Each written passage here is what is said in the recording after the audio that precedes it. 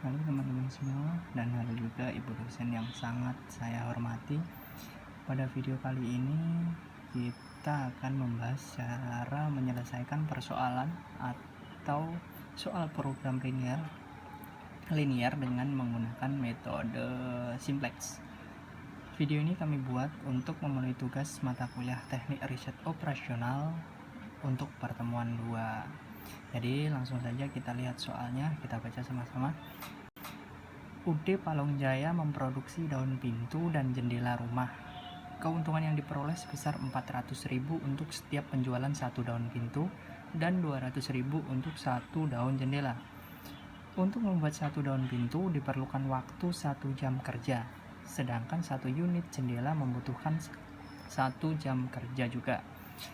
Lalu untuk pengecatan satu daun pintu memerlukan 3 jam kerja, sedangkan untuk pengecatan satu daun jendela membutuhkan waktu 1 jam kerja.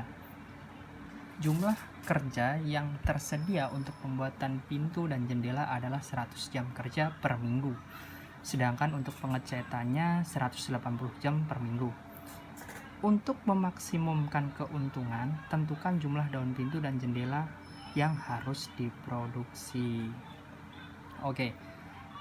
Jadi untuk menyelesaikan persoalan program linear seperti ini, maka yang pertama sekali harus kita lakukan adalah memahami soal dengan baik, lalu mengubah soal ini ke dalam metode matematika. Nah, setiap persoalan program linear selalu memiliki fungsi tujuan dan selalu memiliki fungsi kendala. Fungsi tujuan maksudnya adalah sesuatu yang ingin diharapkan dari perusahaan sesuai dengan persoalan. Pada soal ini, tujuan yang ingin dikejar oleh perusahaan adalah mencetak untung yang sebesar-besarnya. Itu bisa kita lihat dari kalimat terakhir pada soal tadi ya, yang untuk memaksimumkan keuntungan, tentukan jumlah daun pintu dan jendela yang harus diproduksi. Jadi seperti ini ya. Dari soal tersebut dapat diartikan bahwa prosesnya mempunyai, kita tulis di sini tahapan misalnya. Tahapan. Jadi proses tadi ada tahapan yaitu pembuatan dan pengecatan. Kemudian produk apa saja yang dibuat, kita tulis di sini produknya. Lalu batasan waktu masing-masing tahapan pembuatan dan pengecatan tadi memiliki batasan waktu. Jadi kita tulis di sini waktu. Oke. Produknya tadi yang pertama adalah daun pintu. Daun pintu. Dan yang kedua adalah jendela. Sebenarnya kita bisa tulis pintu saja ya, nggak apa-apa, cuma oke, kita tulis semuanya. Dan kemudian tahapannya ada 2, yaitu tahap pembuatan dan tahap pengecatan dan pembuatan. Oke. Dan kemudian daun pintu tadi pembuatannya memerlukan waktu 1 jam, sedangkan jendela juga 1 jam. Kemudian batasan waktunya adalah 100 jam kerja per minggu, kita tulis di sini. Lalu pengecatan untuk daun pintu, pengecatan memerlukan waktu 3 jam, sedangkan jendela memerlukan waktu, jendela itu 1 jam juga, dan batasan waktunya adalah 180 jam. Lalu ada satu lagi tadi, profit untuk daun pintu adalah setiap 1 kali produksi dia mendapat keuntungan 400.000, sedangkan jendela 200.000. Oke. Inilah tabel pembantu ya, atau tabel yang dapat kita buat dari kesimpulan soal tadi. Untuk tahap selanjutnya maka kita harus mencari fungsi tujuannya. Fungsi tujuan. Dalam tabel matematikanya, fungsi tujuan di sini dapat kita bukan tabel matematika, dalam istilah matematikanya atau dalam proses matematikanya kita bisa menuliskannya dengan profit yang kita X di sini. Oh ya, ini saya umpamakan dengan X ya, dan di jendela itu Y. Jadi X itu adalah jumlah produk yang harus dibuat atau jumlah produk daun pintu yang harus dibuat, dan Y adalah jumlah produk jendela yang harus dibuat. Jadi profitnya adalah 400.000. Ini saya tulis 400 saja ya, kita sisihkan dulu nolnya biar nggak terlalu panjang. 400x ditambah 200y sama dengan P. P di sini adalah maksimum ya, jadi untuk simbol jika dia ingin memperoleh keuntungan yang maksimum. Ini adalah fungsi tujuannya. Lalu tadi juga sudah disebutkan di awal bahwa memiliki fungsi kendala. Fungsi kendalanya adalah X atau 1x. Jadi untuk pembuatan yang pertama adalah pembuatan dan pintu dan jendela itu memerlukan waktu 1 jam. 1 jam untuk jendela, 1 jam untuk dan pintu, dan waktunya 100 jam. Maka 1x atau kita bisa tulis dengan x saja ditambah 1y atau y kurang dari sama dengan 100. Itu untuk fungsi kendala pertama. Dan fungsi kendala kedua adalah waktu pengecatan. Jadi 3x ditambah 1y atau kita bisa tulis y kurang dari sama dengan 180. Tahap selanjutnya adalah kita mengubahnya menjadi bentuk dengan memasukkan variabel pembantunya. Jadi agar bisa dimasukkan ke dalam tabel simplex, kita harus merubahnya dengan memasukkan variabel pembantu. Jadi kita rubah ini untuk memasukkan variabel pembantunya. Kurang lebih jadinya akan seperti ini. 400 x ditambah 200 y sama dengan P menjadi P dikurangi 400 x dikurangi 200 y sama dengan 0. Ini untuk fungsi kendalanya ya, untuk fungsi tujuan. Dan untuk fungsi kendalanya adalah yang dari x plus y kurang dari sama dengan 100 menjadi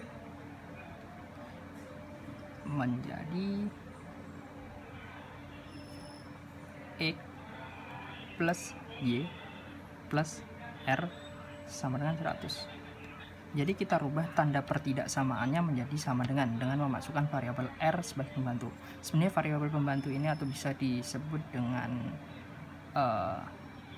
variabel pembantu ya, itu bisa apa saja. Jadi misalkan huruf A, B atau S1, S2 itu bebas, yang penting belum ada variabel yang menggunakan huruf tersebut.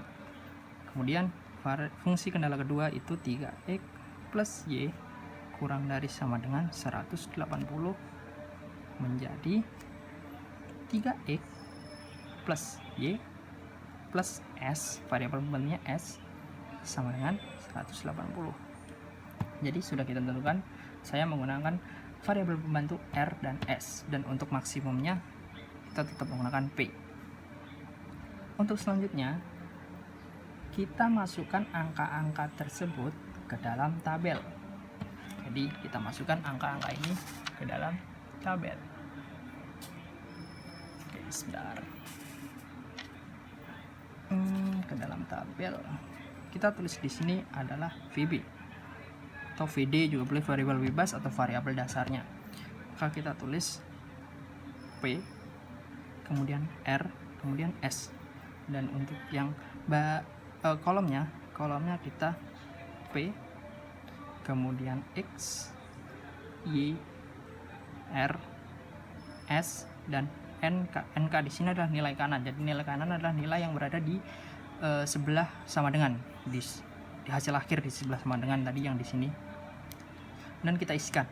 Untuk yang baris pertama atau fungsi tujuan, baris fungsi tujuannya P, P-nya 1, X-nya negatif 400, Y-nya negatif 200, kemudian R-nya di sini tidak ada, maka R kosong, S-nya juga tidak ada, S-nya kosong, dan nilai kanannya adalah kosong juga. Kemudian untuk baris keduanya X di sini adalah R ya. R itu di sini 1, X-nya 1. Maaf, di sini kan P ya, berarti P-nya kosong, X nya 1, Y nya 1, R nya 1, kemudian S nya tidak ada, 0, nilai kanannya 100.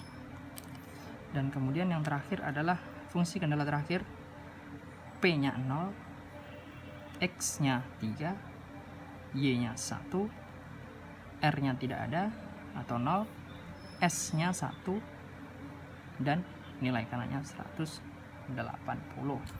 Dari tabel tersebut kita akan mencari kolom kunci, baris kunci, dan angka kuncinya. Jadi yang pertama kita lakukan adalah mencari kolom kunci terlebih dahulu. Untuk mencari kolom kunci, kita cari kolom yang mempunyai nilai negatif terbesar. Di sini dapat kita lihat bahwa kolom yang mempunyai nilai negatif terbesar adalah kolom X. Kolom X ada negatif 400 di sini. Maka kolom X merupakan kolom kunci. Kemudian yang kedua, kita harus mencari baris kuncinya. Jadi baris kunci caranya adalah dengan membagi kolom NK dengan kolom kunci. Jadi kita bagi kolom nilai kanannya NK dengan kolom kunci untuk menentukan baris kuncinya. Jadi langsung saja kita bagi 0 dibagi 400 tak terhingga ya, atau kita tulis 0, kemudian 100 dibagi 1 sama dengan 100, 180 kita bagi dengan 3 sama dengan 60.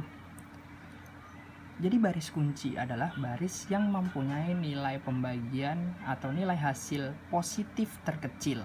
Jadi kita bisa lihat nilai hasil positif terkecil adalah 60. Maka bisa kita simpulkan bahwa baris kuncinya adalah baris S.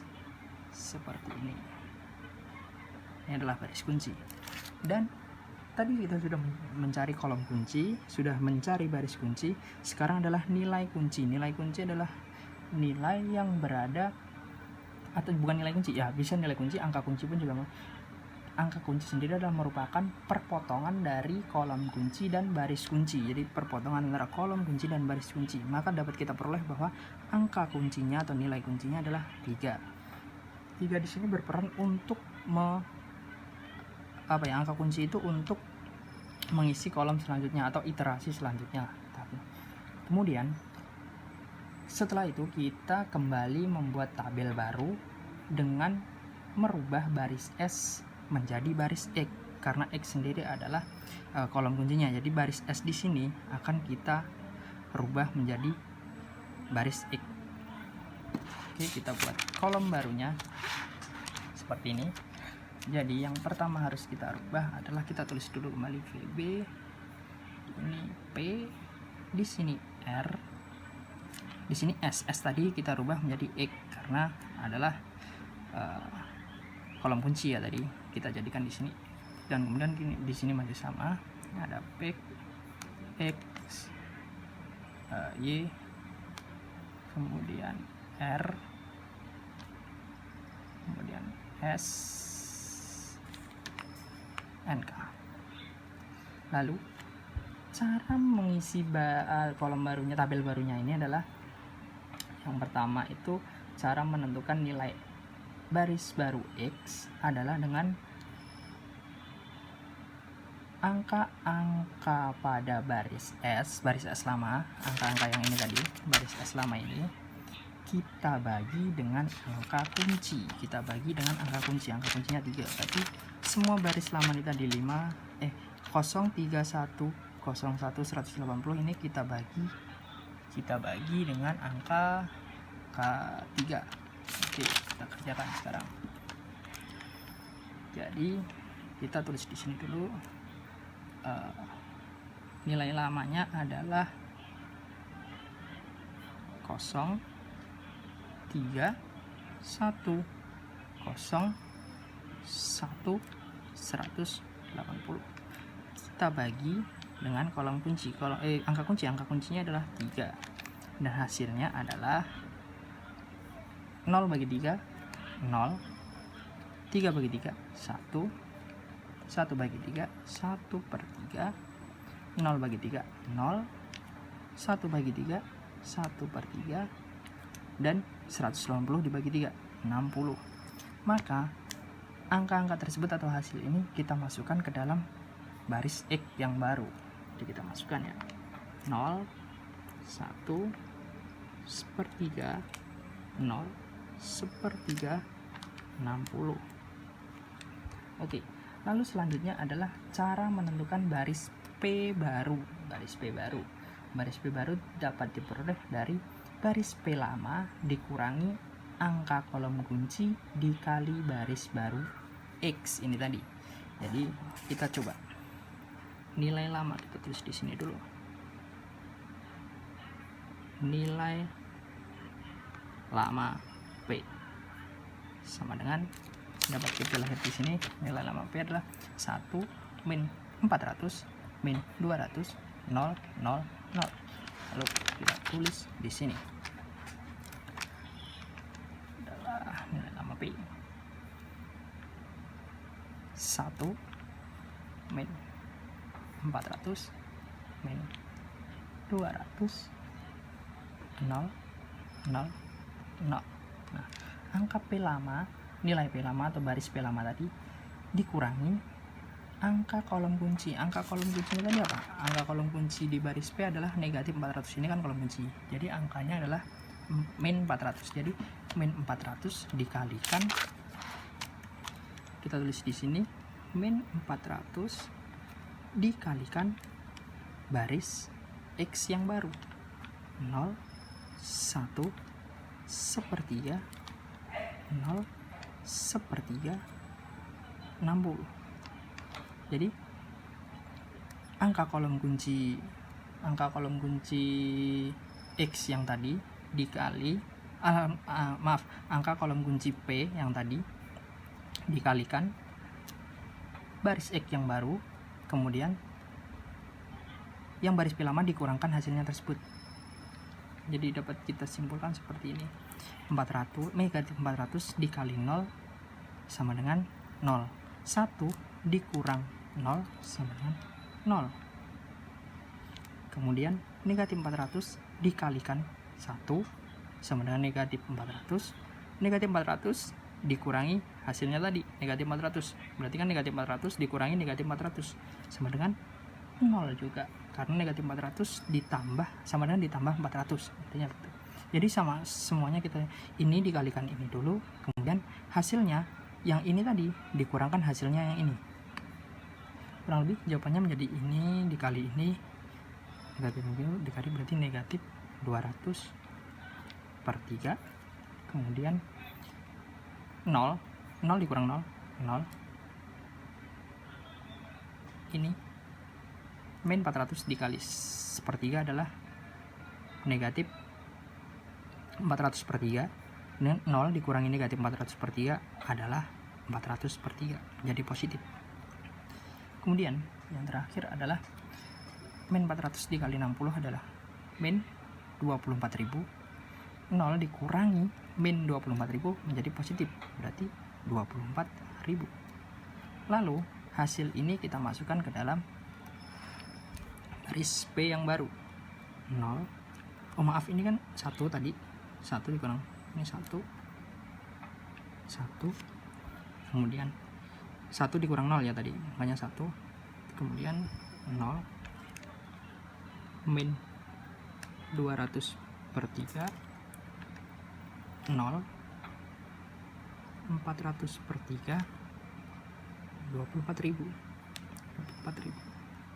Nah, kita sudah tentukan baris P nya. Kemudian kita akan mencari baris R baru. Caranya bersama dengan yang P tadi ya, baris kendala R ini. Cara menghitungnya sama. Jadi nilai lama R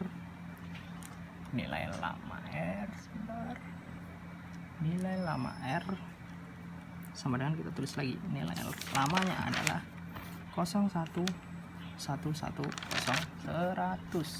Oke, kita masukkan. Maaf agak berantakan ya. Nanti di akhir saya sediakan atau saya sertakan yang bagian rapinya. 0, 1, 1, 1, 0, 1, 100. Ini baris R lama, dan yang tadi adalah angka kunci dari kolom kunci baris R, yaitu 1. Jadi dapat kita lihat bahwa 1 dikali baris X yang baru 0, 1, sepertiga, 0, sepertiga, 60. Oke, sama dikurangkan juga. Jadi cara ngitungnya begini ya, ini dikalikan ini dulu, dan hasilnya adalah ini dikurangi hasil ini tadi, hasil perkalian. Jadi nilai lama R dikurangi hasil perkalian dari angka kolom kunci dikali baris X yang baru. Cara menghitungnya seperti itu. Jadi kita langsung persingkat saja, ini hasilnya ini kali ini, terus ini dikurang ini. Jadi 0, ini 0 dikurang 2/3, kemudian ini kali ini 1, ini kali ini 1/3, 0 dikurangi 1/3, negatif 1/3. 1 kali 60, 60, 100 dikurangi 60, 40. Oke, jadi ini merupakan baris baru R. Baris baru R, kita tulis di sini 0, 0, 2/3, 1, negatif 1/3, kemudian 40. Oke, jadi iterasi pertama sudah selesai. Tapi dari hasil ini, apakah ini sudah selesai? Jadi meskipun seluruh tabel sudah terisi semua, langkah ini belum selesai, karena nilai P atau baris pivot atau baris ini tadi ya, baris pivotnya itu masih mengandung angka negatif, yaitu negatif 200/3. Karena jika ingin memperoleh keuntungan maksimum, nilai baris P atau pivot tadi harus bernilai positif semua. Jadi ini harus bernilai positif semua agar mendapat hasil maksimum di nilai kanannya. Lalu bagaimana selanjutnya? Yaitu dengan cara mengulangi lagi langkah-langkah dari awal. Jadi kita harus menentukan lagi kolom kunci, tabel kunci, serta angka kuncinya untuk memasukkannya ke dalam iterasi kedua atau baris baru, tabel baru yang kedua. Jadi mari kita ulangi lagi. Untuk dari tabel yang pertama ini, yang hasil ini, kita mencari lagi kolom kunci, tabel kolom kunci, baris kunci, dan juga angka kuncinya. Oke, jadi dari tabel tersebut, tabel ini tadi, kita akan menentukan kolom kunci, baris kunci, dan angka kuncinya kembali. Kita tulis dulu buat kolom barunya, P, R, tadi udah berubah menjadi X, dan P, X, Y, R, S, dan K.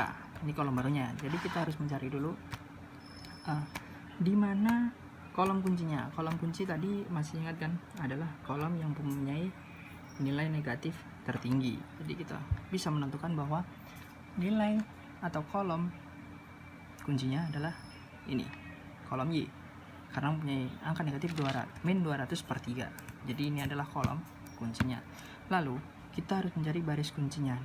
Baris kuncinya adalah dengan membagi, atau jadi kita bisa menulisnya di sini rasio ya. Tadi belum saya tulis, tapi sama saja. Rasio ini adalah hasil bagi dari nilai kanan dibagi dengan kolom kunci. Jadi bisa kita hitung 24.000 dibagi min 200/3. Itu kan sama saja dengan 24.000 dikali 3 dibagi 200. Jadi kalau perkalian kan dibalik-balik gitu ya, untuk pecahan seperti ini. Jadi hasilnya adalah min 360. Kemudian yang kedua adalah 40 dibagi 2/3, sama artinya dengan 40 dikali 3 dibagi 2 sama dengan 60. Yang terakhir 60 dibagi 1/3, 60 dikali 3 dibagi 1, 180. Nah, kolom kuncinya sendiri, baris kuncinya tersendiri adalah nilai positif terkecil dari rasio tadi. Jadi kita bisa simpulkan bahwa baris kuncinya adalah ini, baris R, karena dia memiliki nilai positif 60 dan itu terkecil dibanding yang lain. Oke, kemudian kita mencari angka kuncinya. Angka kunci adalah perpotongan dari kolom kunci dan baris kunci. Angka kuncinya adalah 2/3. Jadi kita sudah bisa tentukan kolom kuncinya 2/3. Selanjutnya, setelah itu kita akan membuat tabel baru lagi. Kita pakai tabel yang ini yang sudah saya siapkan. Kita masukkan dulu merubah baris R tadi, yang baris R ini kita rubah menjadi Y. Kita rubah menjadi Y ya. Jadi karena Y tadi yang di sini, Y merupakan kolom kunci. Jadi ini kita rubah menjadi baris Y. Caranya sama. Untuk yang pertama, untuk menentukan baris Y baru, yaitu dengan cara angka pada baris R tadi, angka pada baris R yang ini kita bagi dengan angka kunci. Jadi kita bagi dengan angka kunci. Oke, di sini kita akan tulis kembali nilai R lama ya, nilai lama sama dengan, kita kasih kurung 0, kemudian 0, 2/3, 1, negatif 1/3, 40. Oke, kemudian kita bagi dengan angka kuncinya baru tadi, 2/3. Di sini dapat kita hitung dan hasilnya adalah 0 dibagi 2/3 adalah 0. 0 dibagi 2/3 0 lagi. Nah, ini 2/3 dibagi 2/3 1. Kemudian 1 dibagi 2/3. Ingat, pembagian tadi 1 dibagi 2/3 berarti sama saja dengan 1 dikali 3 dibagi 2. Berarti 3/2. Dan negatif 1/3 dibagi 2/3. Hasilnya adalah negatif setengah. 40 dibagi 2/3. 40 dikali 3 dibagi 2. 120 dibagi 2, 60. Jadi ini adalah nilai baru untuk baris Y. Lalu kita masukkan 0, 0, 1, 3/2, negatif setengah, 60. Oke, lalu kita akan menentukan nilai baru untuk baris P-nya. Jadi caranya tadi masih ingat, untuk nilai baru P adalah nilai lama dikurangi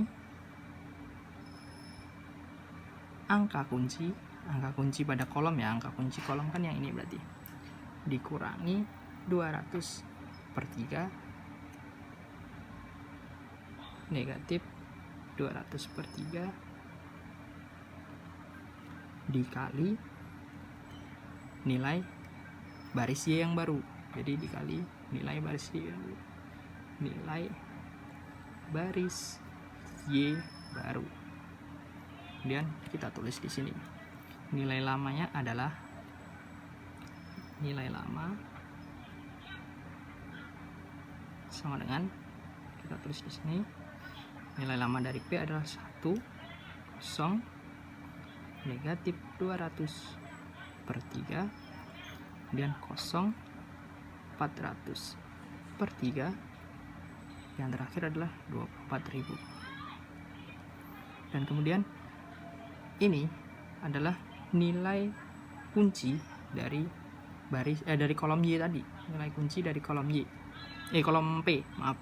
Nilai kunci dari kolom P adalah negatif 200/3 dikalikan nilai baris Y yang baru, 0, 0, 1, 3/2, negatif setengah, 60. Lalu kita kurangkan. Jadi ingat, penghitungannya adalah ini dikali ini dulu, kemudian ini dikurangi hasil dari perkalian ini tadi. Jadi 1 dikurangi negatif 200/3 dikali 0 sama dengan 0. 0, yakin? Hitung lagi. Negatif 2/3 kali ini berarti kan 0, berarti 1 dikurangi 0, ini 1 jawabnya. Kemudian ini dikali ini 0, 0 dikurangi 0, 0. Kemudian sama, ini hasilnya 0, 2/3 kan 0. Dan ini perhitungannya masih ingat kan, untuk perkalian bilangan seperti ini tinggal dibalik angkanya dari 2/3. 200 kali ini 0 dikurangi jadinya positif, hasilnya 100. Ini 100. Dan yang ini 28.000. Oke, jadi inilah nilai baris P yang baru kita masukkan. 1, 0, 0, 100, 100, 28.000. Oke, lalu kita mencari baris X yang baru. Caranya sama seperti baris P tadi, yaitu nilai lama dari baris X sama dengan, kita tulis langsung saja di sini, 0, 1, 1/3, 0, 1/3, 60. Ya kan, berarti benar 0, 1, 1/3, 0, 1/3, 60. Oke. Dikurangi ini, dikurangi angka kunci kolom Y, kolom Y dan baris X, berarti 1/3. 1/3 dikali baris Y yang baru, 0, 0, 1, 3/2 min setengah 60. Mari kita hitung. 1/3 kali 0, 0, 0 dikurangi 0, 0. 1/3 kali 0, 0, 1 dikurangi 0, 0. Oh maaf, 1 kurangi 0, 1. Ini 1 kurang 0, 1. 1/3 kali 1 sama dengan 1/3. 1/3 dikurangi 1/3, 0. 1/3 dikali 3/2 sama dengan 1/3 dikali, oh kalau perkalian kita tinggal kali penyebut dan penyebut, pembilang dan pembilang, berarti 3/6. 3/6 sama dengan setengah. Bagus. Tapi kan negatif ya, ini kan negatif tadi. 0 dikurangi 3/6 kan negatif, negatif setengah. Kemudian ini sama, ini dikali ini, itu dibalik, hanya hasilnya setengah. 1/3 dikali 60, 1/3 dikali 60, kemudian 60 dikurangi hasil dari ini tadi, hasilnya adalah 40. Jika kurang itu bisa dihitung kembali ya, soalnya saya sudah menghitungnya, jadi ini 40. Untuk cara perhitungannya sudah dijelaskan, mungkin dari SMP juga sudah tahu harusnya cara perkalian dan pembagian seperti ini. Jadi langsung kita tulis saja, hasilnya adalah 0, 1, 0, negatif setengah, setengah 40. Oke. Jadi karena baris P ini, baris P sudah tidak mempunyai nilai negatif, maka perhitungan ini sudah selesai. Jadi kesimpulannya adalah kita memperoleh nilai hasil dari X. X tadi adalah jumlah produksi untuk daun pintu ya. X sama dengan 40 dan Y sama dengan 60. Y sendiri adalah jumlah produksi jendela dan P adalah 28.000. Kenapa 28.000? Karena kita tadi di awal sudah menghilangkan 3 nolnya, jadi kita tambahkan kembali di sini menjadi 28 juta.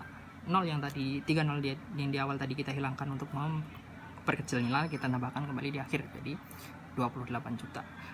Kesimpulannya adalah untuk mendapatkan keuntungan maksimum, perusahaan harus memproduksi daun pintu atau X tadi sebanyak 40 unit, kemudian memproduksi jendela sebanyak 60 unit dengan total keuntungan sebanyak 28 juta rupiah. Jadi seperti itu. Maaf kalau videonya kurang jelas atau agak berantakan, nanti di akhir akan saya sertakan hasil secara rapinya. Mungkin ya nggak rapi-rapi banget, yang penting nggak seberantakan ini. Ini adalah cara menghitungnya saja untuk kejelasan teman-teman dan semua saja yang akan melihat video ini. Jadi sudah selesai, ini adalah hasilnya. Oke, sekian dari kami. Apabila ada salah kata kami mohon maaf. Assalamualaikum warahmatullahi wabarakatuh.